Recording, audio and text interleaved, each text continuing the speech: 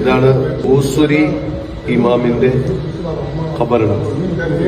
ബൂസുരി ഇമാം എന്ന് ലോകത്തെല്ലാ സ്ഥലങ്ങളിലും പ്രസിദ്ധനായത് അദ്ദേഹത്തിന്റെ നിരവധി കവിതകളിലൂടെയാണ്. അദ്ദേഹം ഒരുപാട് കവിതകൾ നമ്മുടെ ഇതിന്റെ ചുറ്റുവട്ടത്ത് എഴുതി വെച്ചിരിക്കുന്ന കവിതകളൊക്കെയും അദ്ദേഹം രചിച്ചതാണ്. അപ്പൊ ഈ കവിതകളൊക്കെ അദ്ദേഹം റസൂലുള്ളാഹി സ്വല്ലല്ലാഹി അലൈഹി വസല്ലമ തങ്ങളെ പുകഴ്ത്തിയും പാടിയും പറഞ്ഞുമൊക്കെ നബിതങ്ങളുടെ ഏറ്റവും ഇഷ്ടക്കാരനായി മാറി. ആ കാലയളവിൽ അദ്ദേഹത്തിന് തളർവാദം പിടിപെട്ടു.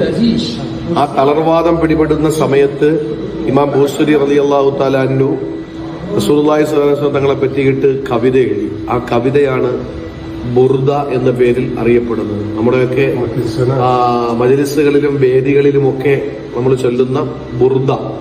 ആ ബുർദ രചിച്ചത് മഹാനായ ഇമാം ബൂസുരി റഹിമഹുല്ലാഹ് മഹാനവറുകളാണ്.